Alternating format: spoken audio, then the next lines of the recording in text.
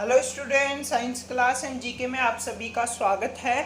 तो सभी स्टूडेंट जो अपना प्रीमियम लाइव ये चल रहा है उसमें जुड़ जाइए और चलिए अपन स्टार्ट करते हैं। देखिए अपना जो है टॉपिक का आवर्त सारणी आपको पता है, नीट के लिए अपन ने क्लासेस स्टार्ट कर दी है और केमिस्ट्री का फर्स्ट लेक्चर कल अपलोड कर दिया था। अब अपना सेकेंड लेक्चर है। उसी के आगे कल वाले लेक्चर में मैंने आपको बताया था कि किसी कोष में कितने इलेक्ट्रॉन होते हैं, कोष क्या होता है, कोष में उपकोष होते हैं, उपकोषों में इलेक्ट्रॉन वितरित होते हैं, इलेक्ट्रॉन कितने होते हैं, क्या होते हैं, इलेक्ट्रॉनिक विन्यास का इंट्रोडक्शन दिया था, कुछ परमाणु और आवर्त सारणी का इंट्रोडक्शन मैंने कल वाले लेक्चर में आपको बताया था।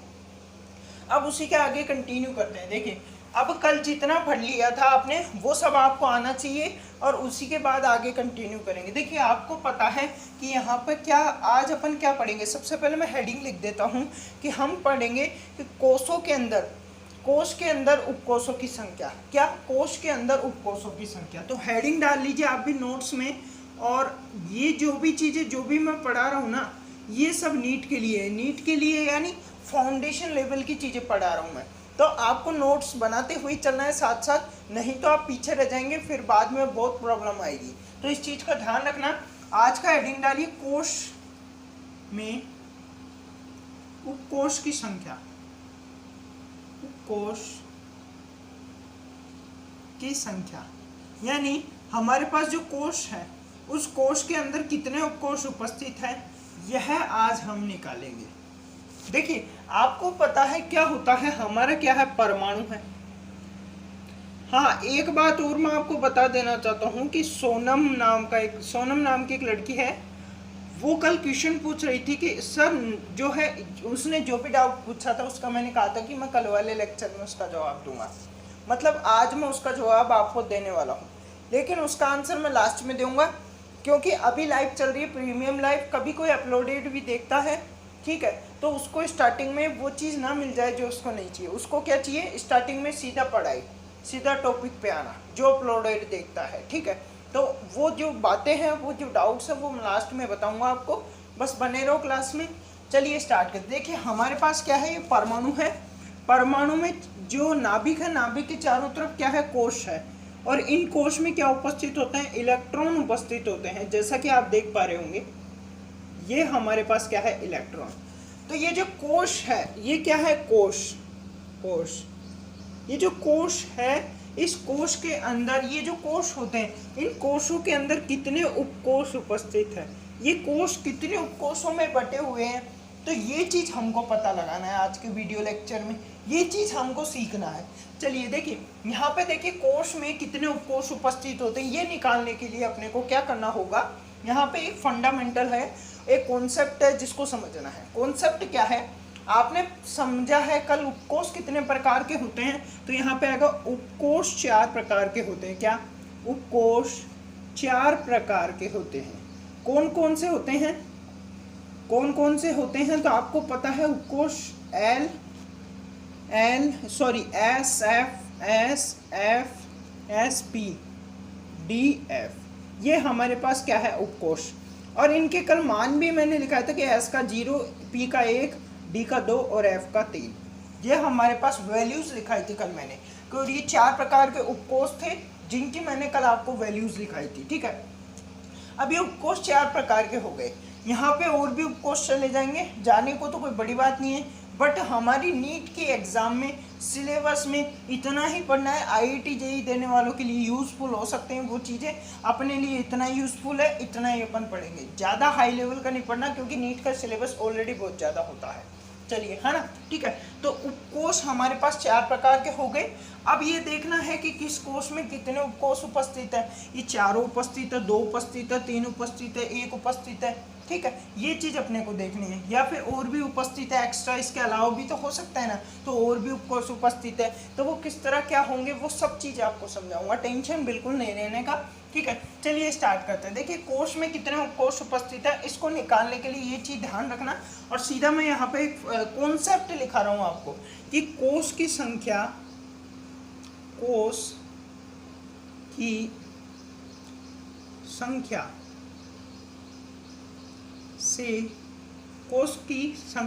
एक मिनट, कोष में उपकोषों की संख्या निकालने के लिए कोष में कोश में, आप भी अपने नोट्स में लिखते हुए चलना कि कोश में उपकोषों की संख्या निकालने के लिए हमें कॉन्सेप्ट फॉलो करना है। क्या, हमारे पास जो कोश है उस कोश में कितने उपकोष है ये निकालना है। तो क्या करना होगा, हमें उपकोषों की संख्या, यानी उपकोष किसी भी कोश क्यों ना हो वहां पे उपकोष 0 से स्टार्ट होगा।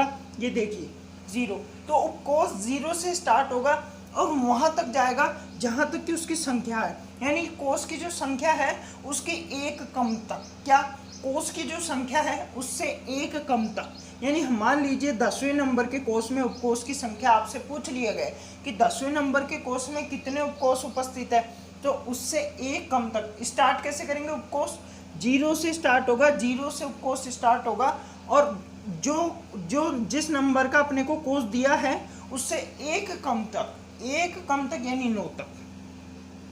तो 10वें नंबर के उपकोष में कितने, 10वें नंबर के कोश में कितने उपकोष हो गए हमारे पास, 0 से 9 तक, 0 से 9 तक। तो कितने हुए, एक बार मैं आपको बताता हूँ। 0, 1, 2, 3, 4, 5, 6, 7, 8, 9, यानी कितने उपकोष हो गए, 1, 2, 3, 4, 5, 6, 7, 9, तो ये प्लस 1 0 10। 10वें नंबर के कोश में कितने उपकोष हुए, 10 उपकोष हुए। चलिए, मैंने पूछा 11वें नंबर के कोश में कितने उपकोष है, तो आप कैसे बताओगे, सिंपल फंडा है। देखिए यहाँ पे डेफिनेशन वगैरह नहीं जाननी आपको, क्योंकि ये काम नहीं आने वाली, सिंपल कॉन्सेप्ट है, कॉन्सेप्ट को समझो कि 11वें नंबर के कोश में कितने उपकोष होंगे। तो 11वें नंबर के कोश में उपकोष निकालने के लिए 0 से स्टार्ट करेंगे कि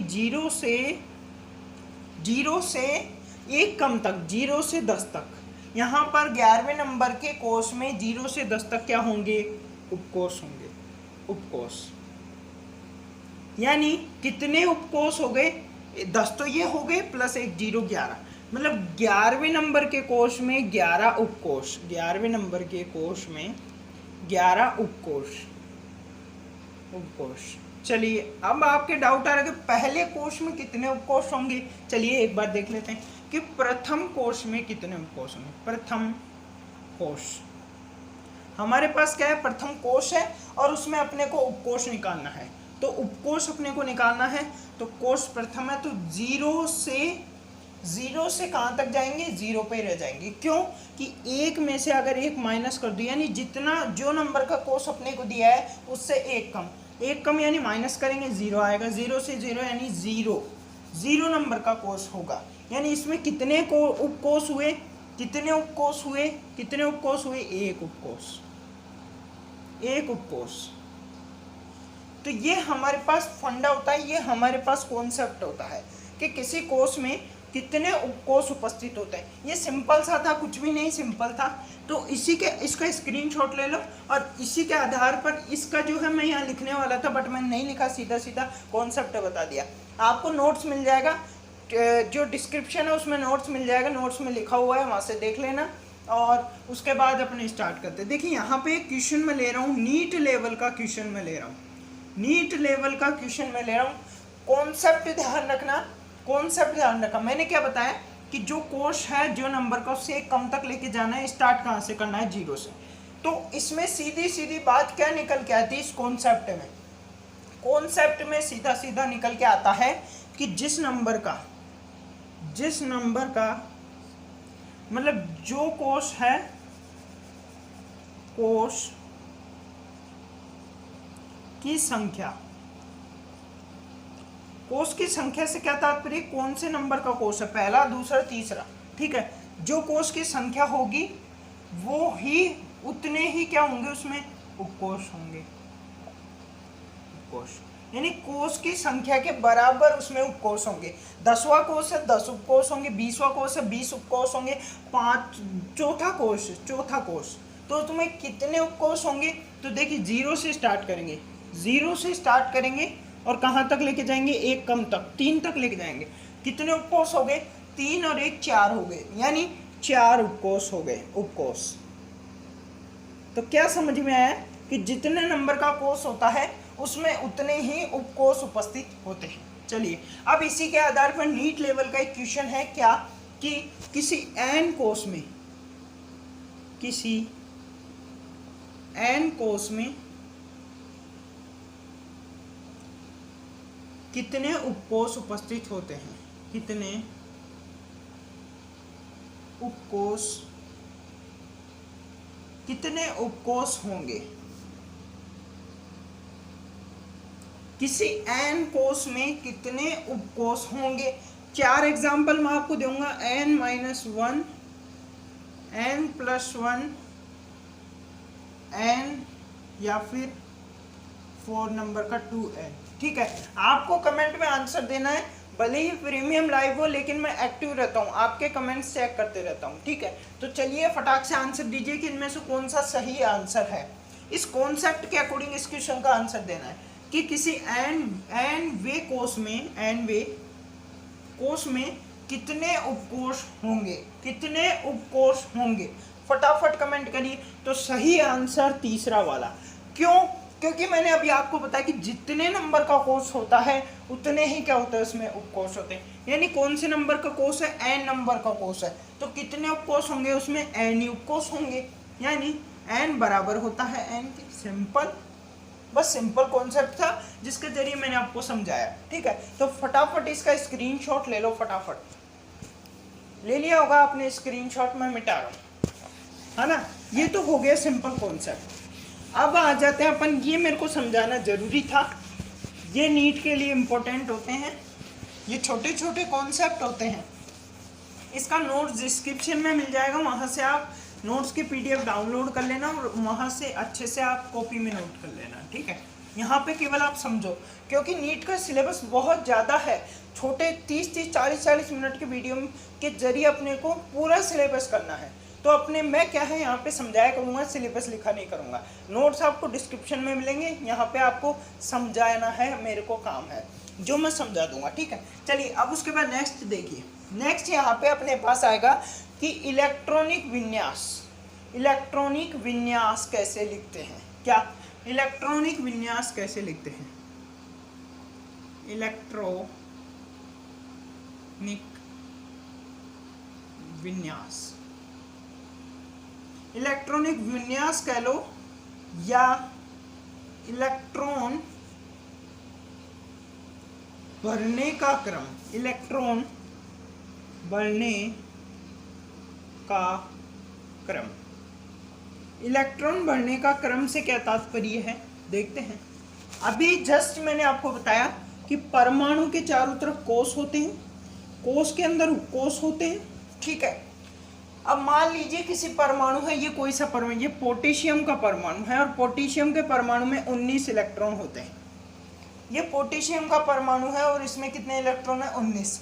अपने को क्या करना है, इस पोटेशियम के परमाणु में 19 इलेक्ट्रॉन, यानी ये जो पोटेशियम का परमाणु है इसमें इलेक्ट्रॉन भरने हैं, मैक्सिमम 19 भर सकते हैं।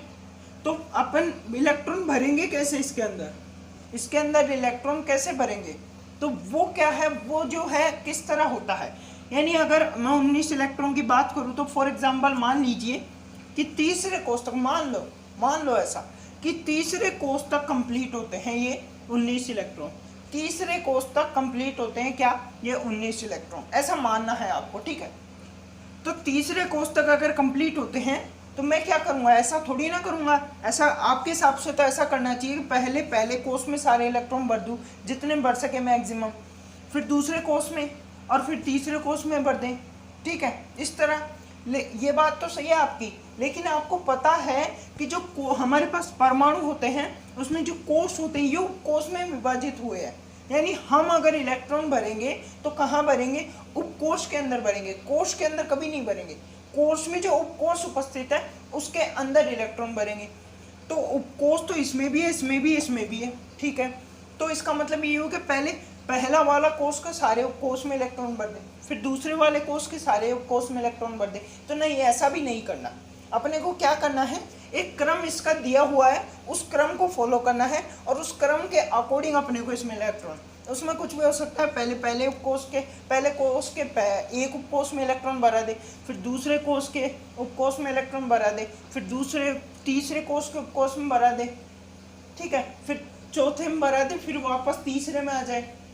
तो ऐसा उसका एक क्रम दिया हुआ है उस क्रम को अगर हम फॉलो करेंगे तो हम क्या कर पाएंगे, जो हमारे पास परमाणु है उसमें इलेक्ट्रॉन भर पाएंगे। ठीक है, वो क्रम क्या दिया हुआ है उसको समझते हैं। देखिए हमारे पास क्या है 1s, मैं यहाँ पे उस क्रम को लिख रहा हूँ 1s होगा, फिर 2s होगा और 2p होगा, 3s होगा, 3p होगा और 3d होगा, 4s होगा, 4p होगा, 4d होगा एंड 4f होगा। ये क्या है, ये है कि पहला जो कोष है उसमें कितने, ये क्या है, ये सब उपकोष है। ये पहले कोष के उपकोष को प्रदर्शित करेगा। पहले कोष में एक ही उपकोष है, दूसरे कोष में 2 उपकोष है, तीसरे कोष में 3 उपकोष है, चौथे कोष में, चौथा कोष ये बना दिया, ये चौथे कोष में 4 उपकोष है, उपकोष ये रहे 4, पांचवें कोष में 5 उपकोष है, बिल्कुल सही है। लेकिन अपन यूज 4 तक ही करेंगे, अपन यूज 5वां नहीं करेंगे, 4 ही करेंगे। अपने नीट के सिलेबस में इतना ही दिया हुआ है। ठीक है, उसके बाद 5s, 5p, 5d and 5f। फिर उसके बाद 6s, 6p, 6d, 6f। Finally हमारे पास 7s, 7p, 7d, 7f। ये हमारे पास है उपकोष। कोषों के अंदर हमारे पास 7 कोष होते हैं और वो 7 कोषों में क्या है, उपकोष हमने यहाँ पे प्रदर्शित कर दिए। जितने उपकोषों से अपने को काम है। अब इसका क्रम किस तरह निर्धारित होगा, ये देखो यहाँ से क्या होगा, इस तरह से आपको तीर के निशान बनाने, अपनी कॉपी में साथ साथ बनाते हुए चलो, जिससे चीज़ें क्लियर होगी। फिर उसके बाद इसके लिए बनाना है इस तरह का, इसके लिए बनाना है। ये क्रम निर्धारित करता है, ये जो चीज़ मैं बना रहा हूँ ना, ये क्रम को निर्धारित करेगी। किस तरह करेगी अभी बताऊँगा, बस आप बना लो इसको फटाफट, अपनी रफ कॉपी, फेयर कॉपी, जहाँ पे भी आप बना रहे हो।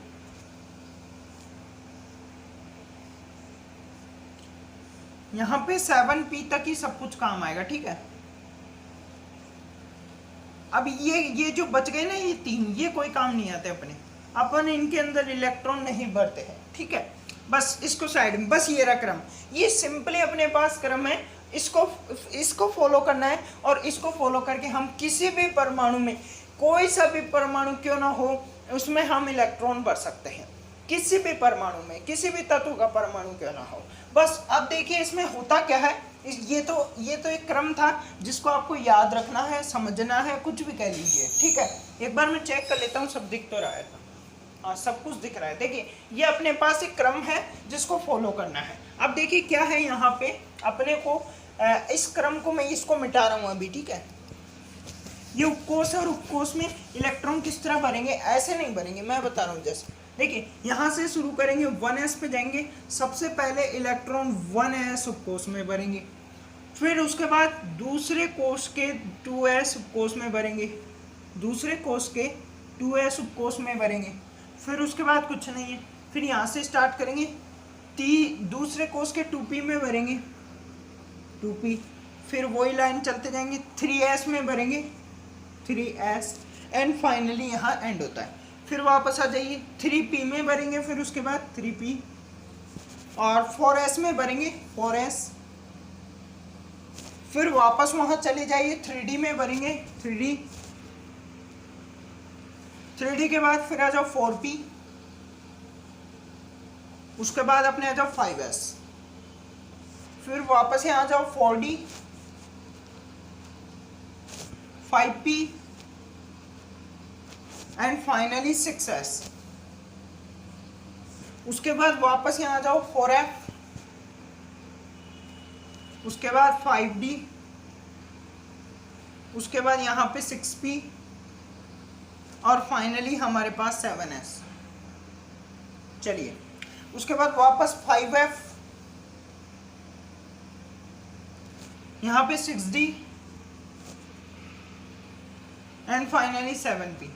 बस 7p तक हम, ये हमारे पास क्या होगा, इलेक्ट्रॉन भरने का क्रम होगा, जो कि मैंने आपके सामने यहाँ पे ड्रॉ कर दिया। आपको ये याद होना चाहिए, समझ में आना चाहिए, कुछ भी करो ये आपके पास होना चाहिए। सिंपल फंडा है ये, चाहे याद करो रटो कुछ भी करो, ये आपके पास होना चाहिए दिमाग के अंदर बस। ये देखो इसको चलो समझने की एक ट्रिक भी बता देता हूँ मैं आपको, है ना। ऐसे याद रखो कि 1s में भरेंगे सबसे पहले, फिर 2s में, फिर 2p में, सिंपल ये तो कर सकते हो। फिर उसके बाद 2p के बाद 3s में आ जाएंगे, बिल्कुल सही है। फर्स्ट कोर्स में कंप्लीट कर दिया, सेकंड में कंप्लीट कर दिया, फिर थर्ड कोर्स में आ जाएंगे, थर्ड कोर्स के प्रथम उपकोर्स 3s में भरेंगे, फिर सेकंड उपकोर्स 3p में भरेंगे, फिर 3p से यहाँ से याद करना है आपको कि यहाँ 3p से 4s में चले जाएंगे। ये फॉर्मेट याद रखना है, तो फॉर्मेट से आप कर सकते हो, 3p से 4s में चले गए, फिर उसके बाद 4s के बाद यहाँ एंड हो जाता है, फिर 3d में चले जाएंगे, 3d से ये कंटिन्यू लाइन जा रही है और यहाँ एंड हो जाता है, फिर उसके बाद यहाँ कुछ नहीं है तो इस वाले में आएंगे 4d 5p 6s, फिर 4f 5d 6p 7s और 5f 6d एंड 7p। ये हमारे पास फॉर्मेट होगा जिसको मैंने यहाँ पे लिख दिया, बस ये आपको आना चाहिए। अगर इस क्रम को अगर हम फॉलो करें तो हम इलेक्ट्रॉन भर सकते हैं। अब बात आती है इलेक्ट्रॉन कैसे भरेंगे, तो आपको मैंने बता दिया कल वाले लेक्चर में कि हमारे पास एस उपकोष जो होता है, एक्स जो कक्षक होता है, उपकोष कक्षक है वो, ठीक है। एस कक्षक में एस उपकोष में कितने इलेक्ट्रॉन भर सकते हैं, 2 इलेक्ट्रॉन भर सकते हैं। पी में कितने भर सकते हैं, 6, डी में 10, ठीक है, और एफ में कितने भर सकते हैं, 14। ये हमारे पास इलेक्ट्रॉन भरने का सिस्टम। अब मैं आपको एग्जाम्पल के जरिए बताऊंगा कि किस तरह इलेक्ट्रॉन भरेंगे। तो देखिए इसका स्क्रीनशॉट ले लो, मैं मिटाऊंगा नहीं तो मैं मिटाऊंगा इसको, फिर फटाफट इसका स्क्रीनशॉट ले लो। चलिए अब मैं आपको एग्जाम्पल के जरिए चीज़ों को समझाने की कोशिश करता हूँ, ठीक है। अब यहाँ पे देखो ये मिटाऊंगा नहीं, ये तो रहना चाहिए, काम आएगा। अभी देख ले फॉर एग्जाम्पल क्लोरीन, अपने को दे दिया कि क्लोरीन में 18 इलेक्ट्रॉन होते हैं। क्लोरीन में 18 इलेक्ट्रॉन होते हैं, यानी 9 + 8, ठीक है, 17 होने चाहिए, ठीक है, 17 इलेक्ट्रॉन। क्लोरीन में कितने होते हैं, 17 इलेक्ट्रॉन होते हैं, हाँ 9 होंगे, सही है, 2 + 8 10, इधर 9 होंगे, 9 में 17, ठीक है, 17 इलेक्ट्रॉन होते हैं क्लोरीन में, ठीक है। अब यहाँ पे देखिए हमारे पास क्लोरीन जो है ये किस तरह आए 17 इलेक्ट्रॉन, अभी तो आपको पता नहीं है लेकिन मैं बता रहा हूँ अभी कि क्लोरीन में 17 इलेक्ट्रॉन होता है। लेकिन जब मैं आपको एक एक चीज़ें तत्व वगैरह सब कुछ पढ़ाऊंगा ना, तब आपको पता लग जाएगा क्लोरीन में किस तरह अपने को याद किस तरह रखना है, 17 इलेक्ट्रॉन 18 इलेक्ट्रॉन, ये चीज़ें आपको याद हो जाएगी। मैं जिस तरह पढ़ाऊँगा ट्रिक के साथ चीज़ें बताऊँगा तो याद हो जाएगी, ठीक है। अब देखिए यहाँ पे क्लोरीन में 17 इलेक्ट्रॉन होते हैं, अपने को भरने को कह दिया कि क्लोरीन के 17 इलेक्ट्रॉन भरिए, तो कैसे भरेंगे, यहाँ से शुरू करेंगे 1s, एस में कितने इलेक्ट्रॉन भर सकते हैं, 2 इलेक्ट्रॉन भर सकते हैं, 2s 2, फिर 3p में कितने इलेक्ट्रॉन भर सकते हैं, 6 इलेक्ट्रॉन, तो 3p 6। अब देखिए कितने इलेक्ट्रॉन भर दिए अपन ने, 2 2 4 और 6, 10 इलेक्ट्रॉन अभी तक भर दिए। अपने को 7 इलेक्ट्रॉन और भरने, उसके बाद यहाँ से 3s पे आ जाओ, 3s 2p होगा ना, 2p 3s 2। चलिए उसके बाद 3s2 के बाद आ जाओ 3p6। अब वापस देखते हैं कितने इलेक्ट्रॉन हो गए, तो 2 2 4 2 6 10 हो गए, 10 के बाद यहाँ 12 और 6 18 हो गए, 18 हो गए। अपने को बढ़ने कितने हैं, 17, अपन क्या कर देंगे, एक कम कर देंगे, यानी 5 इलेक्ट्रॉन। अब अपने पास 17 इलेक्ट्रॉन अपन ने क्या कर दिए, क्लोरीन के अंदर भर दिए। तो इस तरह है हम क्या करते हैं, जो हमारे पास एग्जाम्पल दिए होते हैं, क्वेश्चन दिए होते हैं, उनके अंदर इलेक्ट्रॉन भरते हैं इस फॉर्मेट के जरिए। अब देखिए सेकंड एग्जाम्पल लेता हूँ कि जिंक में 30 इलेक्ट्रॉन होते हैं और आपको भरना है, तो कैसे भरेंगे, चलिए देखते हैं। वापस अपन इलेक्ट्रॉन भरते हैं इसके जरिए, 1s2 2s2 2p6 and 3s2 3p6 4s2। एक बार काउंट कर लेते हैं कितने हो गए, 2 2 4 2 6 10 हो गए यहाँ तक, ठीक है, और ये भी 10 हो गए। उसके बाद चलो और 3d 10। अब देखिए किस तरह भरा, मैं आपको सिखाता हूँ। 1s2 2s2 2p2 3s2, यहाँ तक तो अपन ने अभी भी भरा था, ठीक है। फिर उसके बाद 3p ले लिया था, 3p में 6 इलेक्ट्रॉन भर दिए थे, 4s2 लिया था, फिर अपन ने 2 इलेक्ट्रॉन भर दिए, फिर 3d लिया था, 3d यानी d के अंदर कितने इलेक्ट्रॉन भरते हैं, 10, तो 10 इलेक्ट्रॉन भर दिए। अब टोटल इलेक्ट्रॉन्स का काउंट किया तो 30 हो गए, यानी अपने को जो है इलेक्ट्रॉनिक विन्यास लिखने को कहा या फिर इलेक्ट्रॉन भरने को कहा, तो अपन ने क्या कर दिया, भर के बता दिया कि इस तरह भरा आते हैं। तो इस तरह ये सिंपल प्रोसेस था, सिंपल कॉन्सेप्ट था जो कि मेरे को आज आपको समझाना था, ठीक है। अब ये कॉन्सेप्ट आपके काम आएगा बार बार, तो ये चीज़ें आपको आनी चाहिए। तो एक बार स्क्रीनशॉट ले लो इसका, फिर इसके बाद मेन टॉपिक पे आएंगे। एक बार फटाफट स्क्रीनशॉट ले लो। अब बात करूँगा मैं उस डाउट की जो कि कल एक स्टूडेंट को आया था कि जो होता है हमारे पास जो परमाणु होता है उस परमाणु में नाभिक सेंटर में ही क्यों होता है। तो देखो क्या होता है, जो हमारे पास परमाणु होता है, परमाणु दो चीज़ों से मिलकर बना होता है। कौन कौन सी? पहला नाभिक से मिलकर बना होता है और दूसरा हमारे पास किससे बना हुआ है? इलेक्ट्रॉन से मिलकर बना होता है, इलेक्ट्रॉन। देखिए नाभिक जो होता है ना, वो नाभिक, अब नाभिक भी दो चीज़ों से मिलकर बना होता है। नाभिक नाभिकीय कण से मिलकर बना होता है, नाभिकीय कण, नाभिकीय कणों से मिलकर बना होता है, जो कि दो प्रकार के होते हैं, एक तो न्यूट्रॉन और दूसरा प्रोटॉन। इस कारण क्या होता है, ये जो नाभिक होता है ये एक ठोस क्या हो जाता है, एक ठोस होता है। ये क्या होता है, बहुत अधिक ठोस होता है। और इसी के साथ इसका जो द्रव्यमान होता है, द्रव्यमान उच्च होता है। क्या? उच्च, द्रव्यमान भी उच्च होता है। तो इस कारण क्या होता है, जो नाभिक है वो मध्य में चला जाता है। और जो हमारे पास इलेक्ट्रॉन होता है, ये इलेक्ट्रॉन का जो द्रव्यमान होता है, द्रव्यमान वो क्या होता है, नगण्य होता है।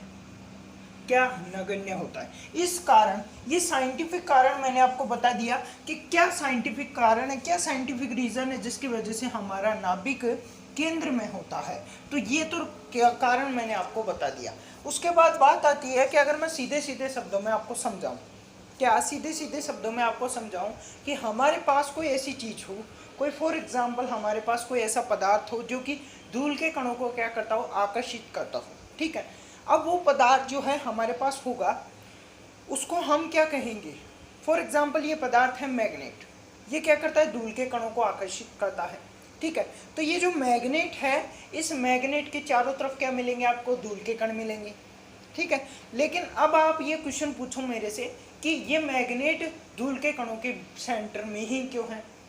तो इसका साफ साफ रीज़न है, आपको भी पता है कि इसका रीज़न ये है कि पहली बात तो जो है, जो धूल के कण है वो मैग्नेट को आकर्षित नहीं कर रहे, मैग्नेट धूल के कणों को आकर्षित कर रहा है। तो धूल के कण कहाँ होंगे, मैग्नेट के ऊपर होंगे। दूसरी बात, जो हमारा मैग्नेट है उसका द्रव्यमान भी ज़्यादा है, और धूल के कणों का द्रव्यमान नगण्य, मैग्नेट के अपेक्षाकृत नगण्य कहेंगे, ठीक है। तो ये सिंपल रीज़न था जो कि मैंने आपको बताया कि सेंटर में, परमाणु में नाभिक सेंटर में क्यों होता है। तो इस सिंपल रीज़न को मैंने आपको बताया। और आज की क्लास में अपन ने इलेक्ट्रॉनिक विन्यास लिखना सीख लिया और किसी भी परमाणु में इलेक्ट्रॉन भरना सीख लिया। ये बहुत इंपॉर्टेंट था। अब कल से जो क्लासेस स्टार्ट होगी ना, वो क्लासें पीरियोडिक टेबल की ही होगी। मतलब ये पीरियोडिक टेबल की थी, लेकिन ये बेसिक्स था, इंट्रोडक्शन था चीज़ों को, ये पूरे पीरियोडिक टेबल में काम आने वाली चीज़ें थी। लेकिन अब जो कल से स्टार्ट होगा वो मेन होगा, वो मेन चीज़ें होगी, ठीक है। तो कल से अपना मेन जो पीरियोडिक टेबल में होता है ना, वो स्टार्ट करेंगे अपन तत्वों से। सबसे पहले एस ब्लॉक और पी ब्लॉक के तत्वों को जानेंगे, फिर डी ब्लॉक को तत्वों के जानेंगे, ठीक है। तो मिलता है आपसे नेक्स्ट क्लास में। चलिए इसका स्क्रीनशॉट ले लो, फिर मिलते हैं आपसे नेक्स्ट क्लास में।